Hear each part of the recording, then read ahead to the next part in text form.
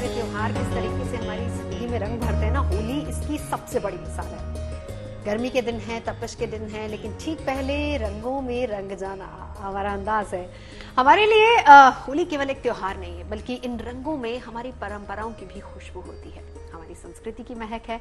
तो आज हम अगले आधे घंटे आपको इन्हीं रंगों से सराबोर करने वाले हैं। इन रंगों को हम सेलिब्रेट करेंगे। कुछ रंग हमारे स्टूडियो में भी बिखरे आपको नजर आएंगे और साथ ही साथ ये सब अपने अपने एक्सपीरियंसेस बताएंगे इन रंगों को लेकर। तो इस वक्त रंग गुलाल से पूरा देश रंगता हुआ जा रहा है। जी हाँ, अगर आपको होली का असल रंग देखना है तो आप कान्हा की नगरी जरूर पहुंचिए, क्योंकि यहाँ पर होली 1 या 2 दिनों की नहीं बल्कि पूरे 40 दिनों का त्योहार है। और आज से तो यहाँ पर होली का असली उत्सव शुरू हुआ है। आज मथुरा में लड्डू मार होली मनाई जा रही है, कल लठमार होली होनी है और इस होली के रंग में रंगने यहाँ पर देश ही नहीं बल्कि विदेश से भी लोग पहुंचे हुए हैं। आपके सामने ये 7 तस्वीरें हैं और ये तस्वीरें इस बात की गवाह है कि होली का एक एक रंग हमारे लिए कितना ज्यादा खास है।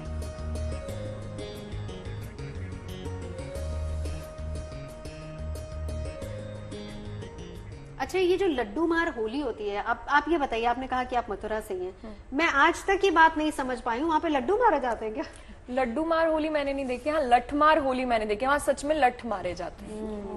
लड्डू मार में मुझे लगा कि शायद अलग खिलाए तरह के जाते लड्डू हों। होते होंगे, मारे हाँ, जाते हाँ, होंगे। ऐसा ही होता वैसा है। होता है। हाँ, फिर वो आप कैच कर लेते हैं तो आप खा भी लेते हैं।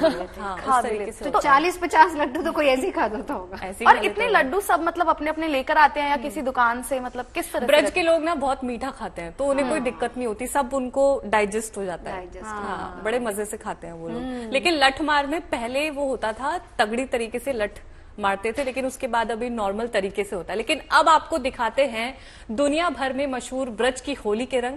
आज बरसाना में विश्व रंग महोत्सव का आगाज हुआ है, तो साथ ही कई तरह की परंपरा आपको नजर आएगी। बिल्कुल, आपको बता दें कि ब्रज में होली की भव्य दिव्य छटा कितनी मनमोहक है, ये जानने के लिए आपको देखनी है हमारी ये रिपोर्ट।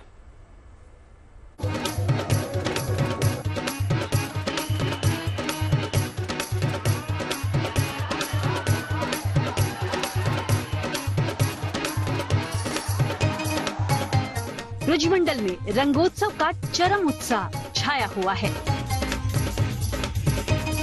फिजा में फागुन की बयार है, हर तरफ मस्ती की फुहार है, रंग गुलाल का धमाल हर ओर दिख रहा है, क्योंकि हर दिल में होली की रुत छाई है।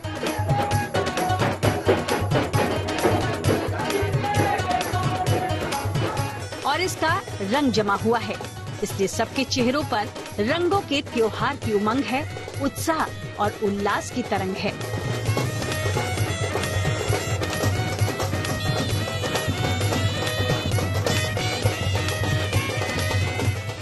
झांझ, मजीरे और नगाड़े की थाप पर झूमते नाचते इन लोगों पर होली का रंग किस कदर चढ़ा है, ये साफ साफ देखा जा सकता है। राधा रानी और किशन कन्हैया के प्रेम में डूबे ये तमाम लोग बरसाना में रंगोत्सव मनाने के लिए इकट्ठा हुए हैं।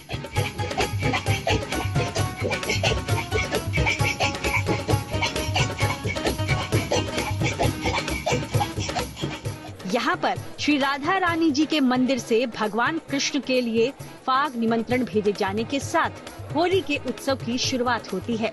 ये परंपरा लंबे अरसे से चली आ रही है।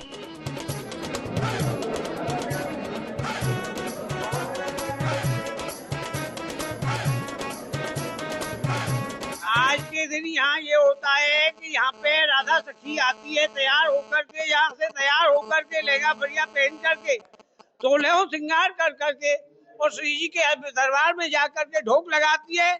और ढोक लगाने के बाद में वहाँ से गुलाल और श्री जी का प्रसाद, पान प्रसाद, हार, माला, फूल माला, ये सारी चीजें लेकर के सखी और यहाँ से दरबार से निमंत्रण लेकर के, गुलाल का डलिया लेकर के, मलिया लेकर के जाती है और नंदगाम जाकर के नंद भवन में पहुँच करके निमंत्रण देती है।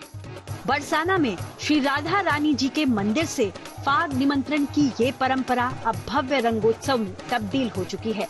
यहाँ पर श्री लाडली जी महाराज मंदिर में होली खेलने वाले हुरियारों का सैलाब इस रंगोत्सव में शरीक होने के लिए उमड़ा नजर आ रहा है, क्योंकि ये मौका विश्व होली रंगोत्सव के शुभारंभ का भी है।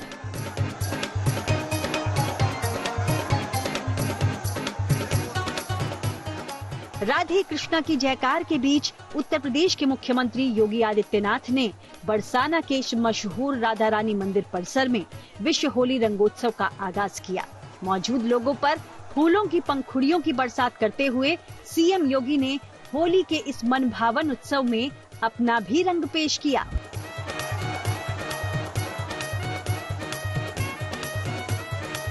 महाकुंभ के भव्य और दिव्य आयोजन के दौरान आज होली की बधाई और शुभकामना देने के लिए मैं राधा रानी के श्री चरणों में नमन करने के लिए बरसाना की इस पावन धरा पर आया हूँ। मंदिर पहुंचकर मुख्यमंत्री योगी ने राधा रानी जी के दर्शन किए और पूजा अर्चना की।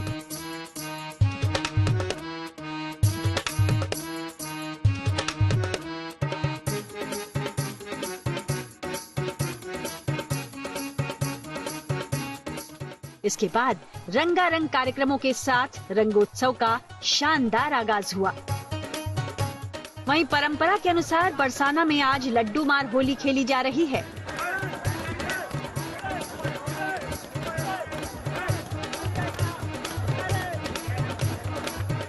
जबकि कल लठमार होली होगी और इसके अगले दिन यानी 10 मार्च को श्री कृष्ण जन्मभूमि मथुरा में रंगोत्सव होगा और इसी दिन वृंदावन के श्री बांके बिहारी मंदिर में फूलों की होली की दिव्य छटा देखने को मिलेगी।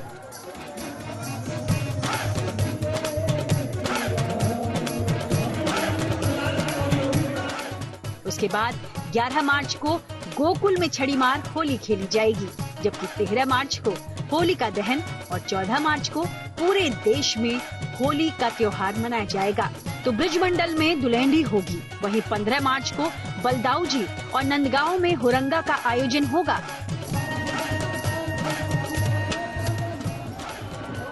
ब्रिजमंडल में होली का ये उत्सव वसंत पंचमी से शुरू होकर 40 दिनों तक चलता है।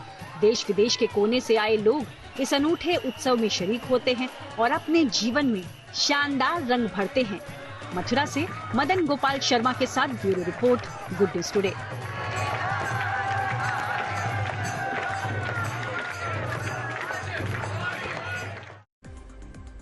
वैसे ब्रज की होली का एक अनोखा कनेक्शन काशी से भी जुड़ने जा रहा है। इस बार काशी विश्वनाथ मंदिर और श्री कृष्ण जन्मस्थान के बीच संस्कृति और परंपरा का अनोखा मेल होने जा रहा है।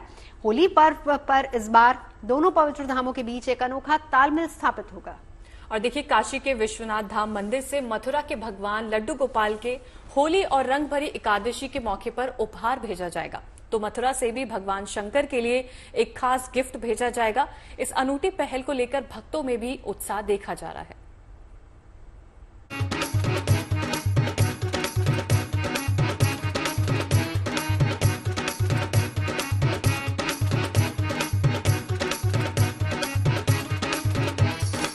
भारतीय संस्कृति और परंपरा में होली के त्योहार को शुभता का प्रतीक माना जाता है और होली का रंग भगवान कृष्ण से जुड़ा हुआ है।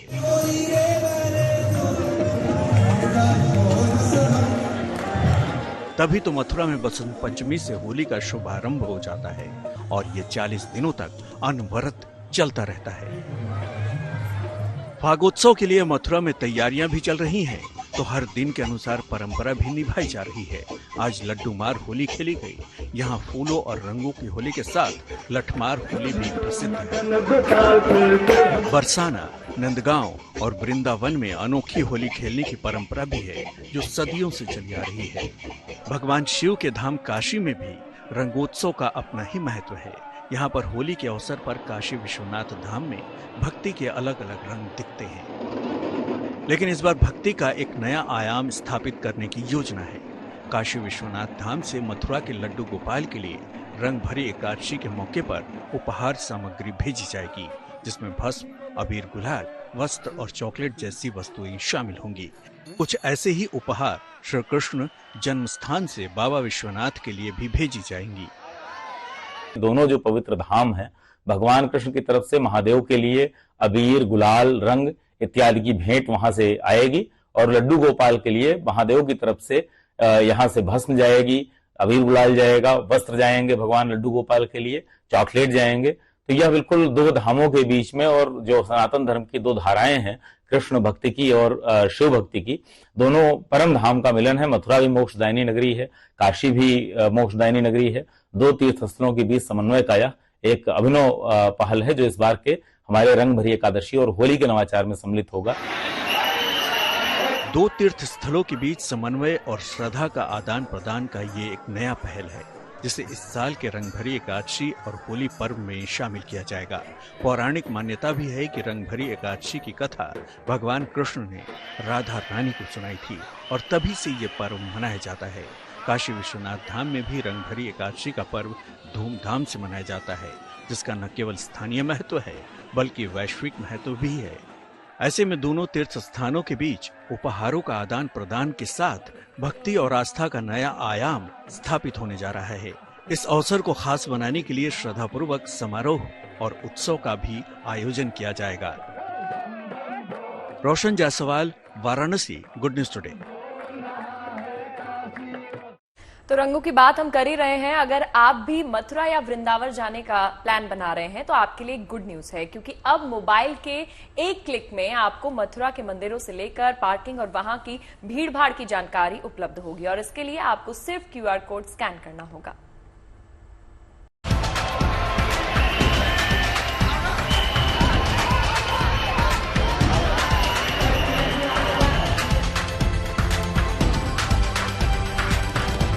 फागुन का महीना, हर तरफ बिखरे होली के रंग और कान्हा की नगरी की फिजा में बिखरा अबीर और गुलाल होली की मस्ती को दोगुना कर देता है। उत्सव और उल्लास के इस माहौल की अभी तो शुरुआत हुई है। दिन बीतते जाएंगे, होली नजदीक आती रहेगी और भक्तों की भीड़ मथुरा की सड़कों पर बढ़ने लगेगी। ऐसे में कान्हा के भक्तों के लिए अब एक और सुविधा शुरू की गई है। अब चाहे मंदिर पहुंचने का रास्ता हो या फिर मंदिर में भक्तों की भीड़ और दर्शन का सही समय पता करना हो, सिर्फ एक क्लिक में पूरी जानकारी आपके मोबाइल स्क्रीन पर मौजूद होगी। प्रशासन ने भक्तों की परेशानी को दूर करने के लिए एक विशेष QR स्कैन कोड जारी किया है, जिसको स्कैन कर आप पूरी जानकारी पल भर में हासिल कर सकते हैं। प्रदेश से, देश से, बल्कि विदेशों से श्रद्धालु यहाँ आते हैं लठमार होली और लड्डू मार होली देखने के लिए, तो उसकी तैयारी करने में प्रशासन लगा हुआ है। और चूंकि सबसे ज़्यादा ट्रैफिक और रूट को लेकर के समस्या रहती है, तो आपकी मथुरा पुलिस के द्वारा DIG साहब ने एक QR code scanner Google locator से लिंक करते हुए लॉन्च किया है, जिससे कोई भी श्रद्धालु यहाँ आए और वो अब पहले से ही उसको पता हो कि कौन सी पार्किंग में कितनी जगह है। देश विदेश से श्रद्धालु कान्हा की नगरी में अपने आराध्य राधा कृष्ण से होली खेलने के लिए पहुंच रहे हैं। उन्हीं की सुविधा को ध्यान में रखते हुए जिला प्रशासन ने QR कोड तैयार किया है। इसके अलावा यात्रियों की सुविधा के लिए ब्रज होली के दौरान मार्ग, पार्किंग, डायवर्जन और अन्य महत्वपूर्ण जानकारी प्रदान करने के लिए एक विशेष वेबसाइट बनाई गई है। इस बार पूरे जनपद में होली के दौरान हम लोग पार्किंग की व्यवस्थाओं और रूट व्यवस्थाओं के लिए तकनीक का विशेष इस्तेमाल कर रहे हैं। हम लोग अपने स्तर से आज हम लोगों ने एक QR कोड जारी किया है, जिसमें हमारे जितने पार्किंग हैं वो सारे पार्किंग उसमें चिन्हित हैं, और बाहर से आने वाले श्रद्धालु जब उस QR कोड को एक्सेस करेंगे तो उनको सारी पार्किंग की डिटेल्स मिलेगी। इससे उनको अंदाजा रहेगा कि हमें कहाँ जाना है, किस रूट में जाना है, कौन कौन से रूट प्रतिबंधित हैं, कहाँ कहाँ से डाइवर्जन है। ये सारी डिटेल हमारे उस QR कोड से लिंक हमारे वेब पेज पे उपलब्ध है। ब्रज में होली का त्योहार एक भव्य उत्सव होता है। स्थानीय लोग जितनी शिद्दत से इस रंगोत्सव का हिस्सा बनते हैं, उतना ही जोश और उल्लास दूसरे शहरों और विदेशी भक्तों में भी रहता है। ऐसे में अक्सर सही जानकारी न होने की वजह से भक्तों को परेशानी का भी सामना करना पड़ रहा है। Madan Gopal Sharma, Mathura, good news today.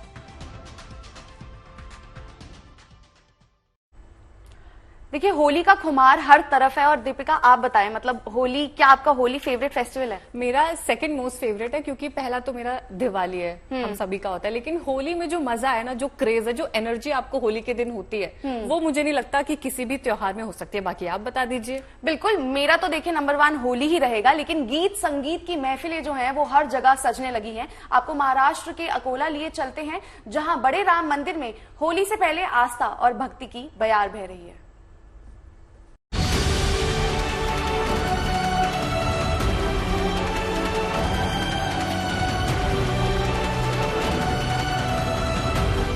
Holi आने में भले ही अभी समय है, लेकिन होली का रंग हवाओं में घुलने लगा है। तस्वीरें महाराष्ट्र के अकोला की हैं, जहां बड़े राम मंदिर में होली का रंग ऐसा चढ़ा कि हर कोई उसमें सराबोर हो गया।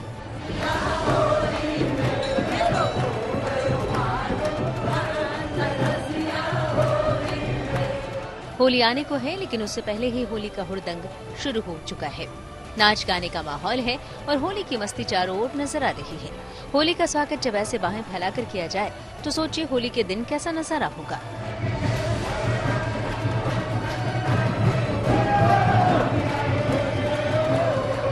फाल्गुन माह में सबसे अच्छा त्योहार जो है वो रंगोत्सव का है। उससे आने में कुछ दिन जरूर बचे हैं, लेकिन उससे पहले ही धूम जो है वो यहाँ पर शुरू हुई है। अकोला के बड़े राम मंदिर में हर साल ये महिलाएं जो है वो फूलों की और रंगों की होली यहाँ बड़े उत्साह के साथ खेलते हैं। आप देख सकते हो कि होली आने से पहले ही उत्साह जो है वो सराबोर हुआ है। ये रंगों का त्योहार हर किसी को बहुत अच्छा लगता है और इसकी राह देखते हैं। बड़े राम मंदिर में कन्हैयालाल के भक्त अबीर, गुलाल और फूलों की होली खेलकर रंगों के इस पर्व की शुरुआत करते हैं। रंगों के साथ फूलों की वर्षा की जाती है और भक्ति रस में सराबोर होकर लोग राजस्थानी गीतों की धुन पर झूमते हैं।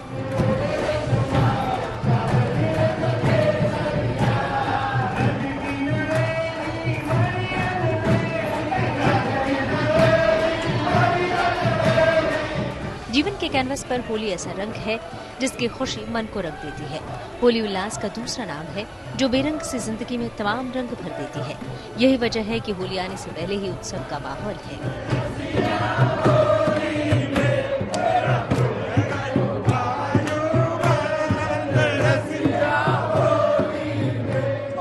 Dhananjay Sable, Akola, good news today.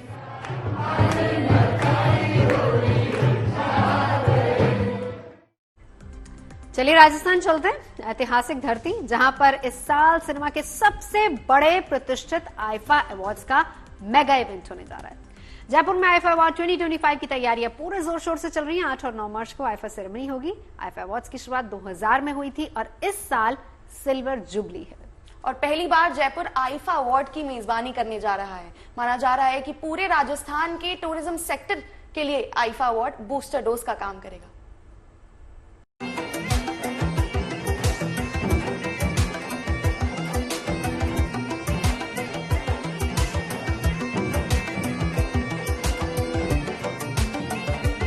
Pink city में सजा सितारों का मेला।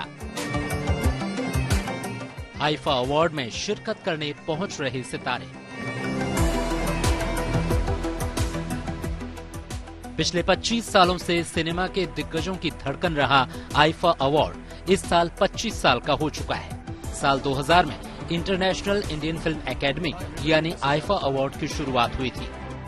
अपने गौरवशाली सफर का जश्न मनाने के लिए आईफा ने इस साल जयपुर को चुना है। पहली बार जयपुर आईफा अवार्ड की मेजबानी करने जा रहा है। 8 और 9 मार्च को होने वाले आईफा सेरेमनी में शामिल होने के लिए सितारे जयपुर में जुटने लगे हैं। माधुरी दीक्षित अपने पति के साथ पहुंची तो नुसरत भरूचा अकेले पहुंची। विजय वर्मा और अभिषेक बनर्जी भी इस मेगा सेरेमनी में शामिल होने जयपुर पहुंच चुके हैं। सितारों के पहुंचने का सिलसिला तो अभी शुरू हुआ ही है। आज देर शाम तक और भी सितारे जयपुर पहुंचने वाले हैं। कल तक जयपुर की धरती बॉलीवुड के दिग्गजों से भर जाएगी। बॉलीवुड, हॉलीवुड समेत वीआईपी हस्तियां आईफा अवार्ड समारोह में शामिल होंगी। 8 मार्च को सीतापुर में मौजूद जेईसीसी में आईफा डिजिटल अवार्ड आयोजित किया जाएगा। अगले दिन 9 मार्च की रात को इसका ग्रैंड फिनाले होगा।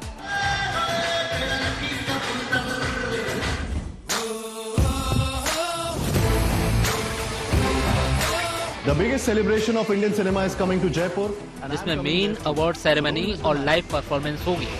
नूरा फतेही समेत कई सितारे अपनी परफॉर्मेंस से दर्शकों का मनोरंजन करेंगे। वहीं कार्तिक आर्यन इस बार आईफा को होस्ट करते दिखाई देंगे। इस बीच आईफा ट्रॉफी की रेप्लिका जयपुर पहुंच चुकी है। मशहूर आमेर महल के जलेबी चौक में आईफा अवार्ड ट्रॉफी रखी गई है। आमेर महल के अलावा अल्बर्ट हॉल समेत दूसरे पर्यटक स्थलों पर भी आईफा अवार्ड ट्रॉफी रखी गई है, जहां पर्यटक ट्रॉफी के साथ सेल्फी लेकर अपने जयपुर भ्रमण को और भी मजेदार और यादगार बना सकते हैं।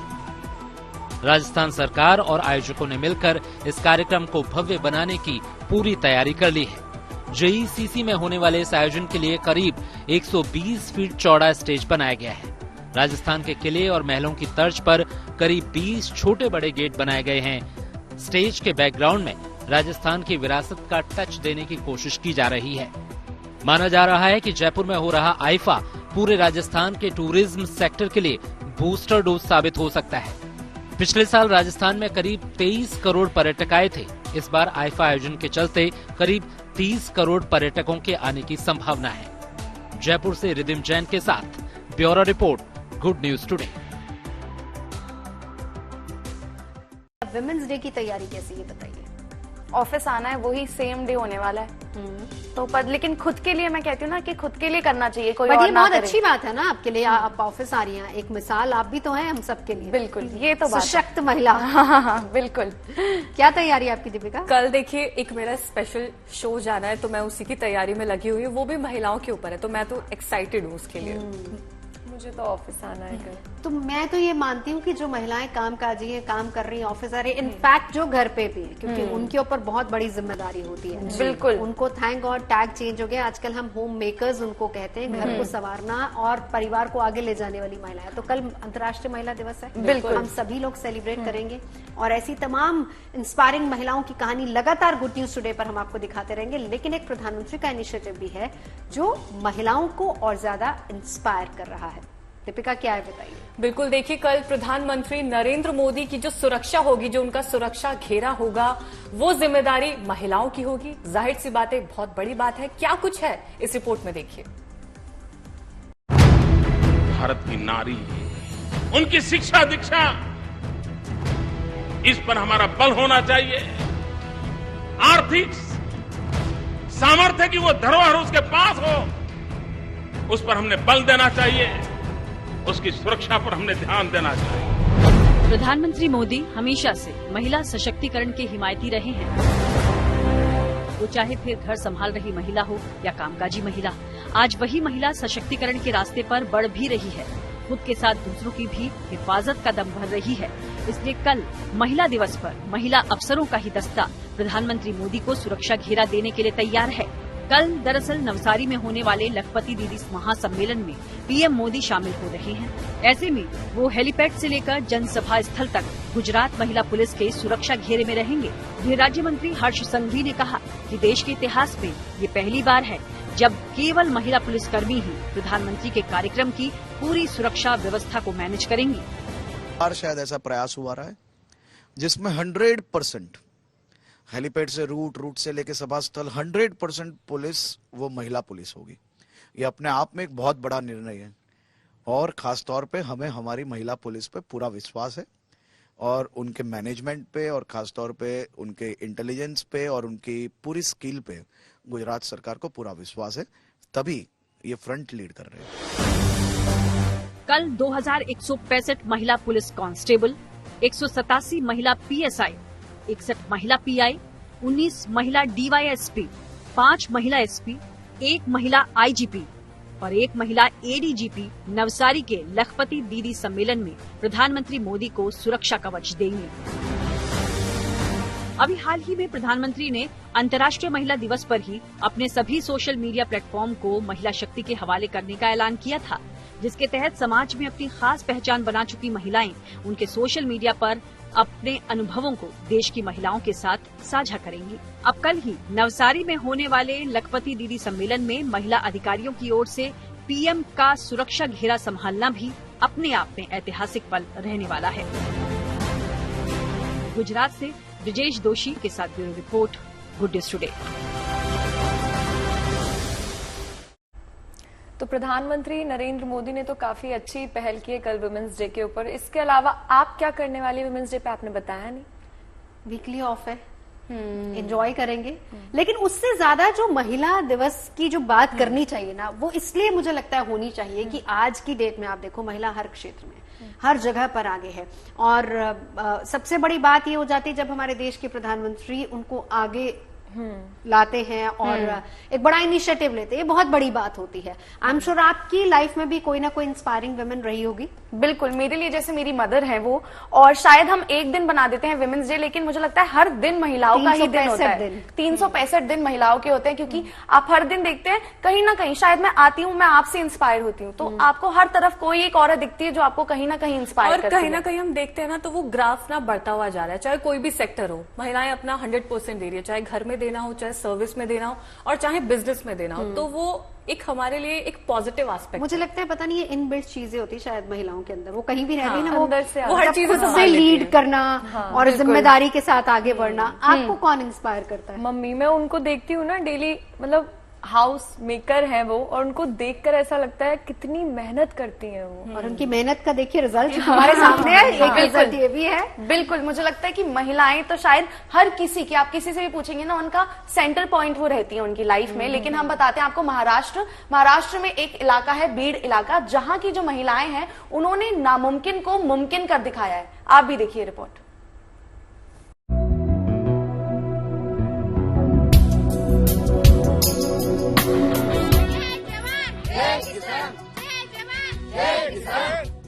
ग्रामीण परिवेश की महिलाओं के सशक्तिकरण की ऐसी मिसाल कम ही नजर आएगी। ट्रैक्टर का स्टीयरिंग अपने हाथ में लेकर खेतों में छिड़काव करना, बीज रोपाई, निराई से लेकर फसल कटाई तक, ऐसे तमाम खेतीबाड़ी के काम ये महिलाएं बड़ी ही कुशलता के साथ कर रही हैं। घर की जिम्मेदारी, बच्चों की परवरिश की खातिर सालों से जिस चौखट को लांघा तक नहीं था, आज उसी चारदीवारी से बाहर आकर हाथों में खेतीबाड़ी के औजारों के साथ ये महिलाएं खेती की दुनिया में एक अहम क्रांति ला रही हैं। तस्वीर महाराष्ट्र में बीड जिले के देवला गांव की है, जिसके 11 परिवारों की महिलाओं ने एक समूह बनाकर खेत खलियान के काम की पूरी जिम्मेदारी अपने ऊपर ले ली है।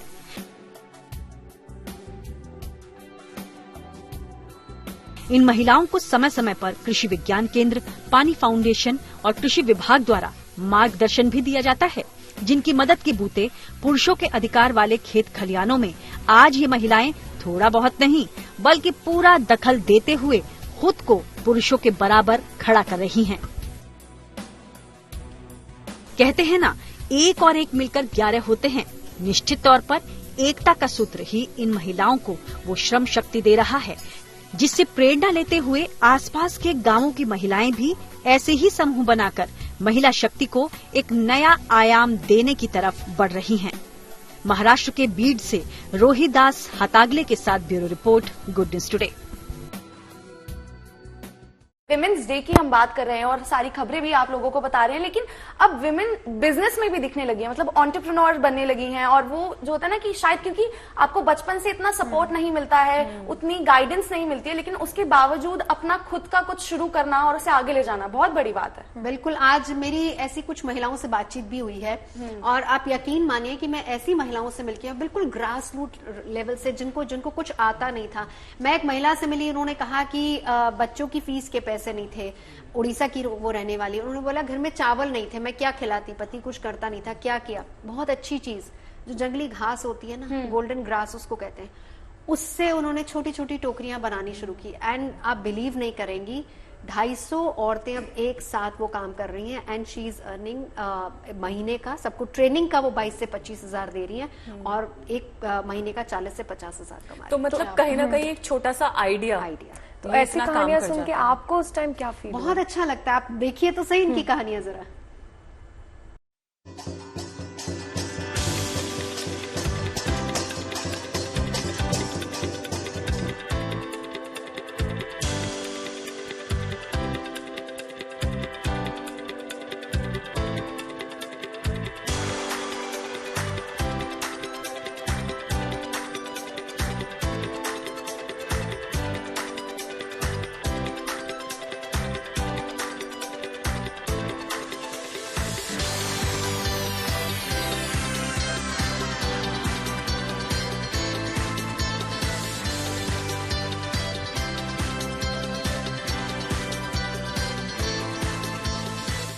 मार्च को हम सभी विश्व महिला दिवस मनाते हैं और आज मैं आपको मिलवाऊंगी ऐसी तमाम महिलाओं से जो हमारे लिए, आपके लिए बहुत बड़ी इंस्पिरेशन है। वैसे अगर आप देखें तो आसपास ऐसी बहुत सारी इंस्पिरेशनल महिला आपको मिल जाएंगी। मैं आपको ले आई हूँ सरस आजीविका मेले में, जहाँ इस बार का थीम है लखपति दीदी, और वो तमाम लखपति दीदियाँ जिनकी अपनी स्ट्रगल्स रही हैं और जो स्ट्रगल करके यहाँ तक पहुँची हैं, लेकिन उस स्ट्रगल के बीच भी ऐसी ऐसी इंस्पायरिंग स्टोरीज आपको मिल जाएंगी जो यकीनन आपको भी प्रेरणा देगी। तो आइए ऐसी ही कुछ प्रेरणादायक कहानियों से और उन महिलाओं से आपको मिलवाते हैं और सेलिब्रेट करते हैं वुमेन्स डे। चलिए मिलते हैं।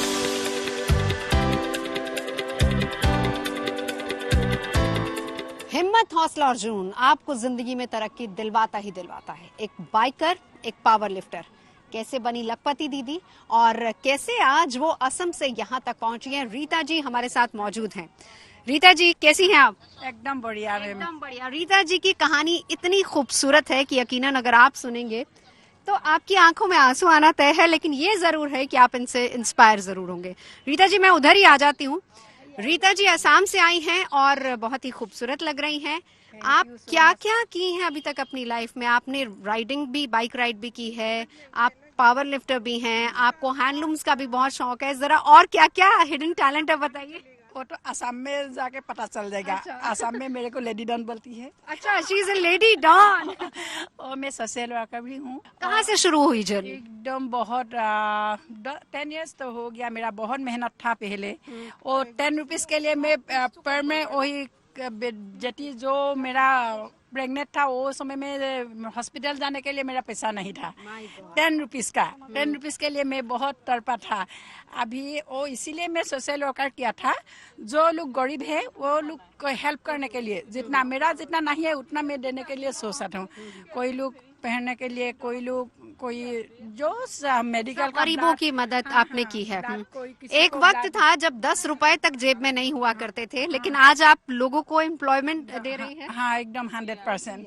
और वही बहुत किया था इसे। और जो मेरा हैंडलूम का पहला वाला मेरा जो होगा बहनी का हिंदी क्या बोलती है? बहनी। हाँ बहनी वो बहनी का हम लोग पहले वो गरीब लोग के लिए और मंदिर के लिए मैं वो दिखा दूंगी। भारतीय मूल की सुनीता विलियम्स और साथी बुच विल्मोर इस समय अंतरिक्ष में फंसे हुए हैं। हालांकि खबरें हैं कि दोनों ही जल्द धरती पर वापस लौटने वाले हैं। तो जानते हैं कब आने वाले हैं ये दोनों एस्ट्रोनॉट्स। लेकिन चिंता का पहलू ये भी है कि 9 महीने से ज्यादा वक्त हो चुका है जब वो स्पेस में वहां पर है, लेकिन उनको वापस बुलाया जा रहा है। और क्या है वो पूरा एक्शन प्लान, देखिए।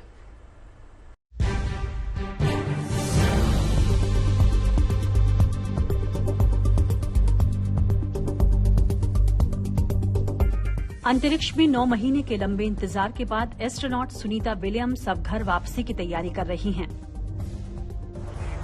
पिछले साल जून के महीने में सुनीता विलियम्स और बुच विल्मर ने स्टारलाइनर स्पेसक्राफ्ट के टेस्ट फ्लाइट के लिए इंटरनेशनल स्पेस स्टेशन तक का सफर तय किया था।